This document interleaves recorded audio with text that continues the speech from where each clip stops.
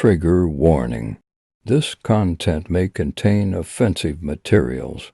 It may also contain flashing lights, loud noises, and other triggers if you are easily bothered by true crime, the paranormal, or dark content in general.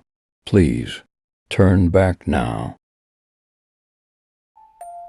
Deep within a dark and dreary forest, miles away from any town or city, and down a long and dark path well known by those who have lost loved ones, lies a small, quiet cemetery. This is the story of Stepp Cemetery.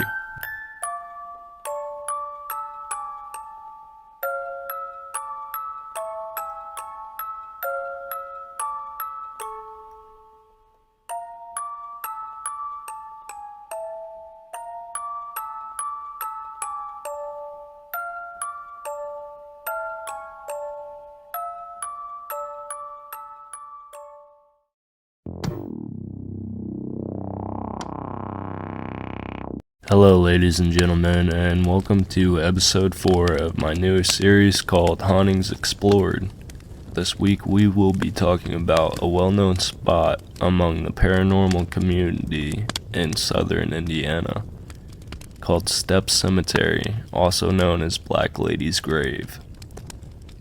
But before we get into that, I would like to thank you all for joining me again unless it's your first time. Then I'd like to say thank you for clicking my video and giving me a shot. I can only hope you won't be disappointed. I would also like to tell you a little bit about myself before we get into our mystery today. I'm a paranormal investigator who enjoys researching cryptozoology, but my true passion lies in history. But I also love discovering new places, exploring different cultures, and exposing tall tales. And luckily, I get to exercise all of those hobbies today. Now let's get into the video. I want to start by saying Stepp Cemetery is a very unique site with not so unique urban legends surrounding it. Much like many Crybaby Bridge stories, which I talked about in episode 2, one of the main stories surrounding Stepp Cemetery involves a mother distraught over the loss of her child's life, possibly searching for revenge. But is that what really happened? Well, let me tell you the legends first, and then I'll tell you what really happened. There are several variations of this particular story, but it always starts with the birth of a baby only known as Baby Lester. The most common variation that I know of is that Baby Lester passed away shortly after his mother gave birth to him. His mother was very upset about his death, as any parent would be, but here's where things get creepy. The mother is said to have stalked his grave in the night and dig it up when no one was around. She would then sit on a stump in the cemetery that is known as the Warlock's Chair, or seat, which was burned down in 1974, and rock his corpse. It's said that she died due to mourning and still haunts that cemetery today. Her ghost is said to have white hair and dressed from head to toe in black. Other variations of the legend says that the baby's father killed his child, but all of these stories have been proven untrue. The baby, whose name was Paul Lester, unfortunately did die shortly after being born due to complications, but the mother of Baby Lester, whose name was Alethea Pryor Lester, was still around when the rumors started, and she was quick to say that they were untrue. She also explained that she was very upset with the rumors, and that the family had allegedly had to replace Baby Lester's grave several times, leading them to eventually cement it down. This legend ties heavily into the Lady in Black legend, because it is assumed that Lady in Black was Lester's mother. But now that we know that that is untrue, who could this Lady in Black be? Well, let's talk about how she is normally encountered. Typically, in order for the Lady in Black to be encountered, it usually has to be a full moon. There isn't a reason as to why, but that's what the legends say. It's also specified that she appears to be made out of shadows of the trees, which is very sketchy to me. Now, as I've said in all of my videos, I am a believer in the paranormal, but I think people are too quick to assume that something is paranormal. This isn't true for everyone, but my rule that I like to go by for any evidence that I capture is there needs to be at least 2 pieces of coordinating evidence that are related in some way for me to believe that I am in the middle of an intelligent haunting.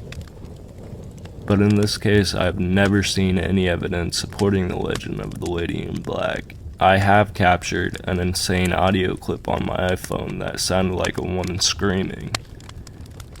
Keep in mind, my group were the only people there that we know of, and we were the only car in the park that we had seen. So with no other people around the area that we knew of, this clip really freaked us out. Man, that's with some people that do. You know they're only taking us out there and then they're leaving us, right?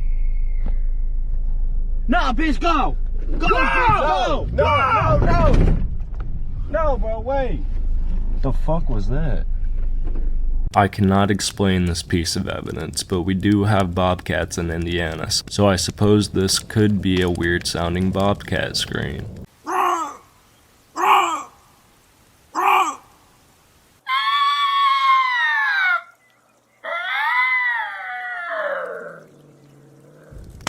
I have also found several audio clips of ghosts begging people to leave them and baby Lester alone via spirit boxes. Is your wife here?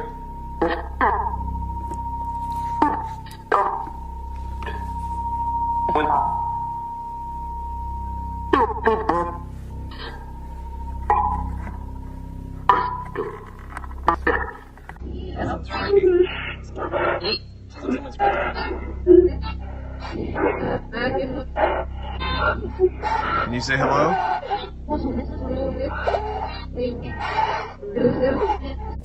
Another legend speaks of a lady dressed in all white. Well, at least in appearance she's a lady.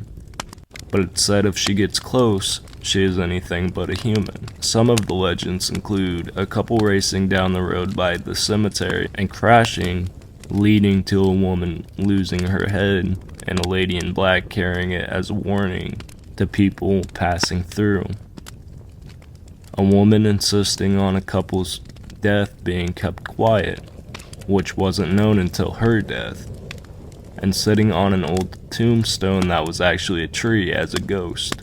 A woman who people have come to know as Anna roaming the graveyard as a ghost, mourning over the loss of her husband and daughter. A person sitting on the warlock's chair waiting to meet the spirit of death at a certain hour. An old caretaker of the cemetery being killed when a log flew off of a logging truck. A duel over the ownership of Stepp Cemetery leading to one of Reuben Stepp's children being killed and stalking the land in search of revenge as a spirit. A legend that says a black dog protects baby Lester's grave, and it's also noted as an alleged exorcism site. You can find all of these legends and so much more on the Paraholics website/YouTube channel. Now, ghosts aren't the only thing that allegedly stalks the areas around Stepp. There are also said to be UFO encrypted sightings. An alleged skinwalker is said to stalk the area of Draper's cabin, which is very, very close in proximity to Stepp Cemetery. And 8 alleged Bigfoot sightings in the Monroe-Morgan State Forest, which is where the cemetery is located. These sightings include a man seeing a Bigfoot-like creature walking across the road in 1988. Bigfoot howls in 2009.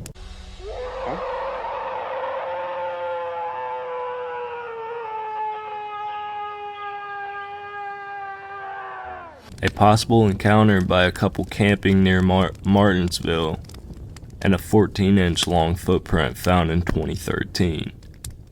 Again, I discovered some of this information on the Paraholics YouTube channel/website, which inspired me to make this video and re-edit one other.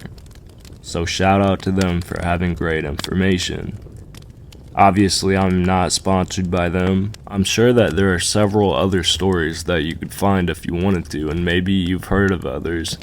and had your own experience at Stepp Cemetery, and you can send me any videos of evidence or any stories you may have either in the comments or at Hoosier Paranormal on Instagram or TikTok with the same username. That being said, let's move on to the interesting part about Stepp Cemetery, which is its actual history. Stepp Cemetery was owned and I assume created by Reuben Stepp, who had built a church next to the graveyard, which he willed to anyone as long as they were Christian, which will be important later. It started off as a family cemetery, but was eventually a community cemetery after Reuben Stepp died. After his death in the early 20th century, a subset group of Christians came to run the church, known as the Crabbites, and they were led by William Crabb, who called his church the Church of the Firstborn. But before we talk about the religion, let's talk about the leader himself. William Crabb was born in 1858 and died in 1927 near Martinsville, Indiana.